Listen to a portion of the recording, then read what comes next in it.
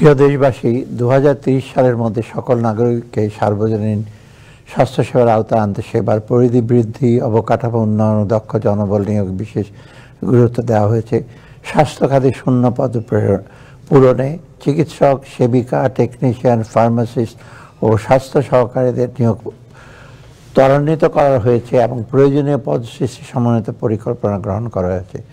দরিদ্র জনগোষ্ঠীর স্বাস্থ্যসেবা নিশ্চিত করতে আগামী অর্থবছরে তাদের বিনামূল্যে চিকিৎসা সেবা প্রদানের লক্ষ্যে অতিরিক্ত ৪,১৬৬ কোটি টাকা এবং সম্প্রসারিত টিকাদান কর্মসূচির জন্য ১,০০০ কোটি টাকা বরাদ্দ রাখার প্রস্তাব করছি।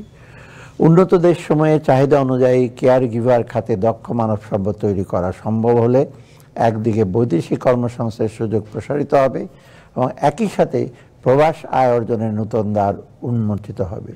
এ লক্ষ্যে কেয়ার গিভারদের জন্য প্রয়োজনীয় প্রশিক্ষণ প্রদানের উদ্যোগ নেওয়া হয়েছে।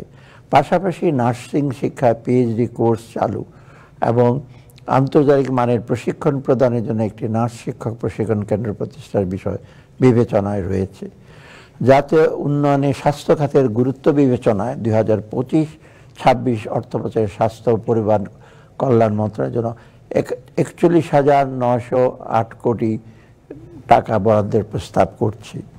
২০২৪-২৫ অর্থবছরের বাজেটে এই বাবদ বরাদ্দ ছিল ৪১,৪০৭ কোটি টাকা।